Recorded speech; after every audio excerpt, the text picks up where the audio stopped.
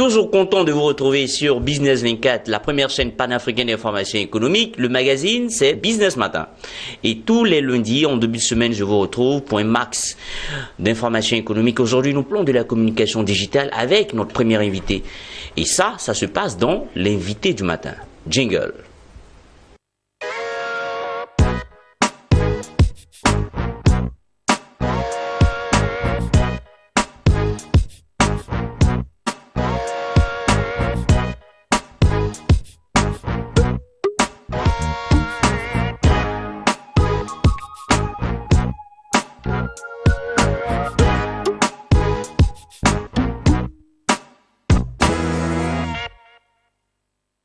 Nous recevons aujourd'hui dans la première rubrique l'invité du matin, Salim Djidé Yal, avec le nom parlant de la communication digitale. Salim, bonjour. Bonjour. Comment est-ce que vous allez? Je vais bien. Alors, la communication digitale, qu'est-ce que c'est? La communication digitale ou encore communication numérique est une branche de la communication globale qui consiste à passer de l'information, à diffuser de l'information à travers le web, les réseaux sociaux, le mobile et jusqu'aux objets connectés.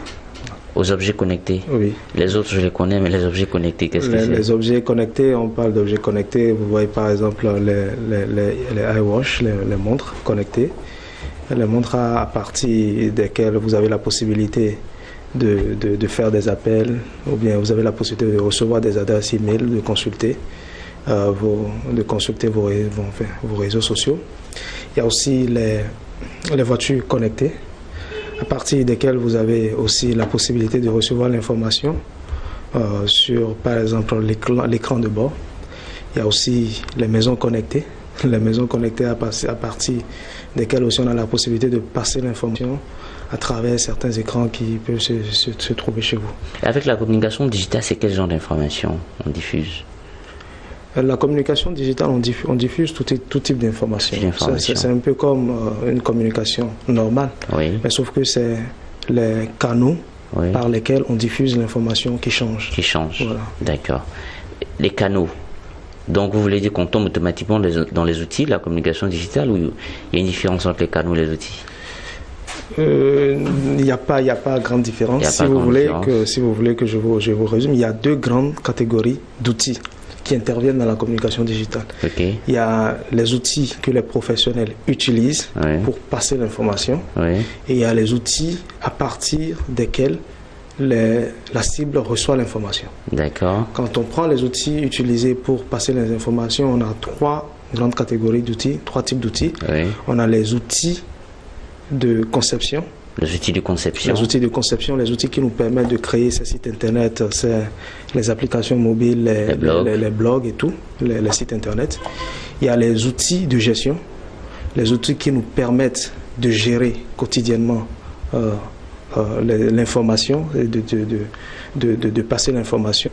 Et les outils de veille, de suivi, qui nous permettent d'évaluer un peu l'impact de la communication digitale que nous faisons.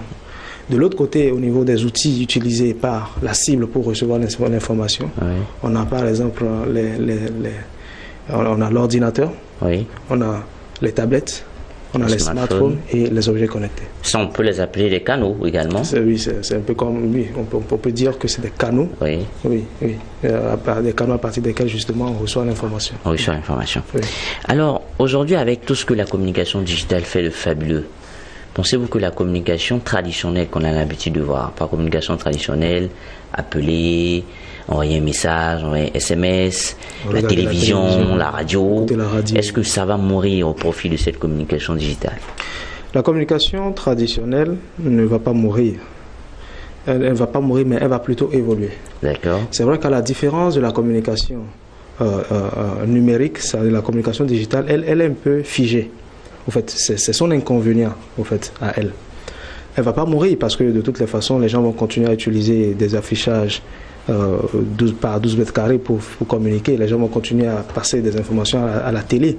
Les gens vont continuer à utiliser la radio pour passer des informations. Mais sauf que, à la différence de la communication numérique, là-bas, il n'y a pas d'interaction.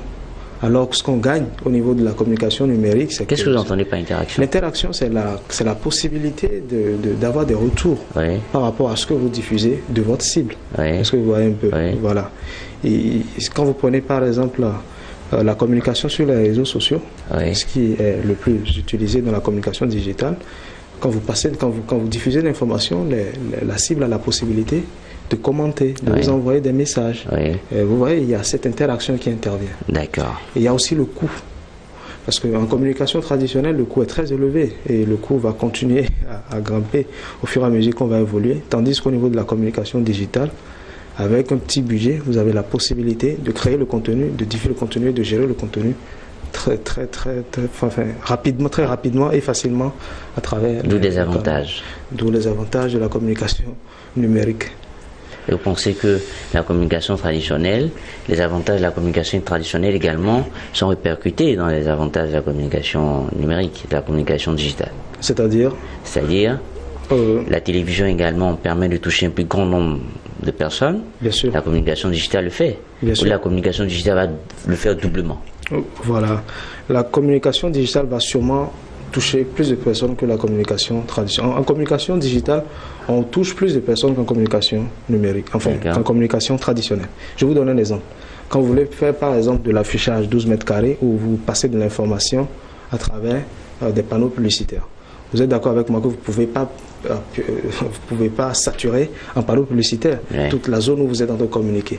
Alors qu'avec la communication numérique, la communication digitale, vous avez la possibilité de passer l'information, de cibler la zone géographique et de toucher tous ceux-là qui ont les terminaux à partir desquels ils peuvent avoir l'information.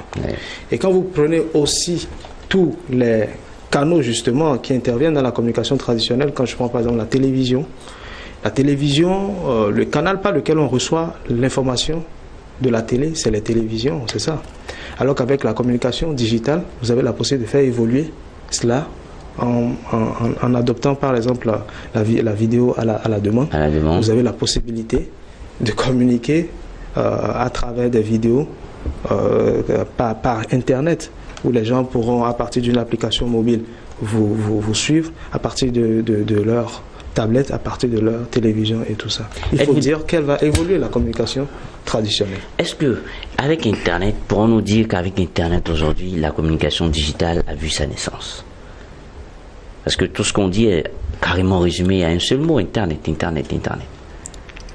Parce que qui a un smartphone parle d'Internet, qui a une tablette parle d'Internet. Bien sûr que sans Internet, la communication digitale n'a pas de sens. Il n'est rien du tout. Alors qu'avec la communication traditionnelle, il y a la télé, la radio.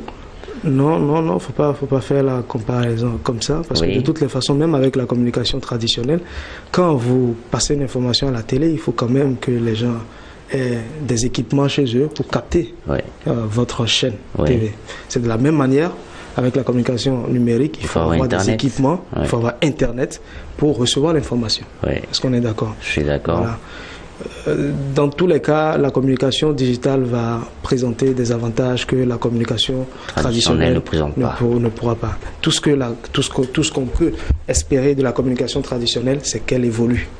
Qu'elle évolue dans le sens où tous ceux-là qui sont dans qui sont dans le domaine de la radio aillent vers des plateformes à partir desquelles ils font du streaming, passe leur radio, ou bien des applications mobiles qui peuvent diffuser, par exemple, qui peuvent diffuser la radio en quelque sorte.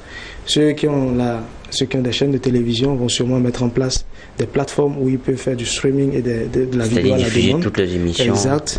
Ceux qui ont des panneaux publicitaires, ceux-là qui offrent des services de communication à travers les panneaux publicitaires, ils peuvent revoir un peu le type, leurs équipements, et proposer des écrans LED. Ça se voit déjà un peu partout en Afrique de l'Ouest. Donc c'est ce qu'on peut espérer de la communication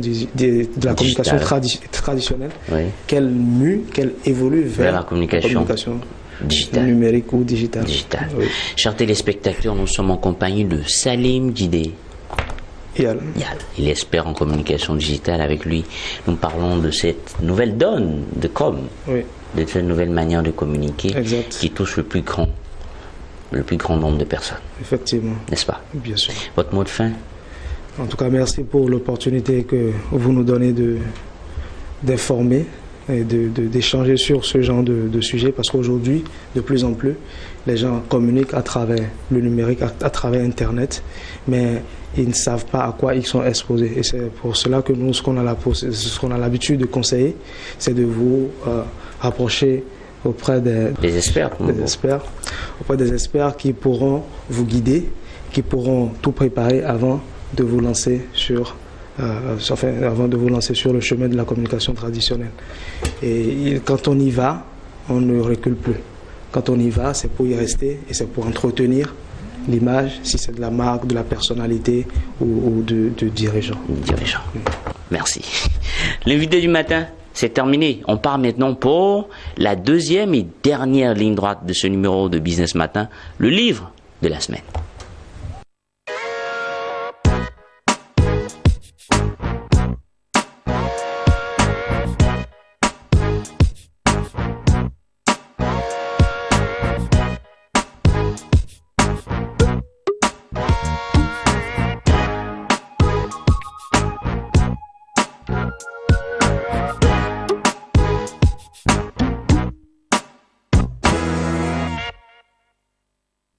En plein, toujours dans ce numéro de Business Matin, deuxième et dernière rubrique de cette émission, de ce numéro, le livre de la semaine. Et le livre qui est à l'honneur pendant ces 7 jours de cette semaine, Marie-Josée, la métisse, signé Germain Zandeby.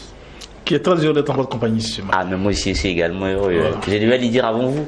Et j'espère que les téléspectateurs aussi seront très heureux de nous écouter. D'accord. Apparemment, vous avez également une carrière de présentateur. Je vous laisse le studio alors. Ouh là là, mon Dieu. Marie-Josée la métisse, c'est un roman de 96 pages. Exactement, oui. Pouvez-vous nous faire un résumé de cette œuvre? En fait, dans Marie-Josée la métisse, je parle d'abord d'une jeune fille métisse qui n'a pas été reconnue par son père de sa naissance. Et cette dernière va connaître beaucoup de misère, beaucoup de souffrance, de l'enfance jusqu'à ce qu'elle se marie. Ce ne sera pas facile pour elle. Évidemment, on dira que qu'on soit noir ou blanc ou métis, chacun d'entre nous peut connaître des déboires. Mais pour Marie-Josée, c'est un peu à cause de la couleur de sa peau. Et je voudrais relever ce état des faits pour dire aux uns et aux autres que surtout sur le continent africain, il y a eu beaucoup de colons qui sont arrivés, qui ont fait des enfants avec nos filles, avec nos mères. Et malheureusement, ils n'ont pas reconnu ces enfants-là. Et paradoxalement, surtout, ces enfants-là qui devaient, n'est-ce pas, avoir fière allure, ont eu beaucoup de problèmes contingentiels lors de leur résistance. Ce qui fait que ces enfants ne savaient pas s'ils étaient blancs ou noirs. Pendant que, sur le territoire africain, tout le monde pratiquement se moquait d'eux. On les appelait tomates pourries, un bâtard, etc. et bien d'autres pseudonymes comme ça. Et quand ils vont aussi chez les Blancs, on les traite des Noirs. Donc ces enfants ont eu des problèmes existentiels, j'allais même dire existentialistes. Et c'est ce que je veux évoquer dans cet ouvrage-là. Et demander aux uns aux autres d'avoir un autre regard sur les métis. Voici un peu de façon succincte ce que relève l'ouvrage. D'accord. Alors l'ouvrage a été préfacé par une métisse. Exactement, oui. C'est une dame métisse. Une dame métisse, voilà, qui parle un peu du respect que lui portent ses compatriotes, ses collègues, du fait de sa peau. Oui, en fait, elle dit que c'est parce qu'elle a travaillé bien à l'école. Au départ, ça n'a pas été facile. Comme vous le disiez bien la préface, elle dit que dans le quartier où elle vivait, les gens aussi avaient un regard différent sur elle. Mais à force de travail, elle a, n'est-ce pas, attiré le regard des gens, elle attire, n'est-ce pas, l'attention des gens, le respect des gens, parce qu'elle travaillait bien. C'est pas parce qu'elle est métisse, parce qu'elle est belle, qu'elle a réussi dans la vie, mais c'est parce qu'elle travaillait bien. Mais comment vous expliquez le fait que, tout à l'heure, vous dites que dans le résumé de l'œuvre, on parle des moments critiques qu'a vécu Marie-Josée, jusqu'à la réussite professionnelle, et également aujourd'hui les métisses qui sont beaucoup adulées par les hommes. Oui, si on parle des métisses femmes, non, mais en fait il faut comprendre l'œuvre, il faut situer l'œuvre dans un contexte, le contexte de la colonisation d'abord. D'accord. Beaucoup d'Européens sont arrivés ici, ils ont fait d'abord ils étaient mariés, et donc pour sauver leur couple, n'est-ce pas, ils ne pouvaient pas de façon ostentatoire dire qu'ils ont fait des enfants ici, ce qui fait qu'en Côte d'Ivoire principalement, il y a eu ce qu'on appelle les orphelinats. Orphelinat à Benjil, pour les garçons, et un autre à Bassam pour les filles. Et pourtant, quand on dit orphelinat, c'est-à-dire qu'on doit loger les orphelins. Mais ces enfants n'étaient pas orphelins, leur père était bien vivant et leur mère également. Mais on a bien cru devoir les loger là pour que les métis un peu avoir une société de métis. Hein, c'était pas, pour ma part, c'était une discrimination raciale. Ouais. Et ces métis-là pouvaient être adulés comme être rejetés par certains d'entre nous. Voilà. Mais ce que nous retenons, ce que le citoyen retient, c'est que le métis, d'abord, appartient à une famille riche. Hein, a priori, c'est ce qu'on dit. Ouais. Quand tu es métis en Afrique, on dit mais tiens, lui, il doit être parce qu'il y a un blanc derrière. Parce qu'il y a un blanc derrière. Ouais. Or, c'était pas le cas pour Marie-Josée. Il y a eu beaucoup de cas, c'est pour ça que je relève dans l'ouvrage. Oui. Il y a eu beaucoup d'enfants comme ça en Afrique, surtout, qui n'ont pas été reconnus par leurs parents et qui ont connu des déboires, qui ont connu une vie vraiment difficile. Parce que le regard des autres dit que vous êtes riche, alors que vous-même, vous avez de la peine à assurer votre quotidien. Et ça, c'est difficile. Marie-Josée la métisse sera au programme cette année. Oui, exactement. Au niveau de la commission nationale, qui retient les ouvrages au niveau scolaire, n'est-ce pas, a été retenu pour les classes de seconde, et j'ose croire que nos jeunes enfants pourront, n'est-ce pas, lire et respecter vraiment, avoir notre regard, n'est-ce pas, sur les métis. Alors, mais pourquoi j'ai parlé de ça? J'ai parlé de ça pour faire comprendre également que pour ces jeunes enfants qui liront l'œuvre, c'est pas également le volet métis qu'on doit voir, puisqu'il y a d'autres conseils qui sont donnés dans ces œuvres. Dans l'œuvre, vous l'avez souligné tantôt, je relève plusieurs situations. Il y a le racket, par exemple. Le racket, il faut que ça cesse dans nos pays africains. Vous parlez de la cherté de la vie. Il y a la cherté de la vie dans nos pays, et ça, c'est des faits quotidiens. Il faut souligner cela.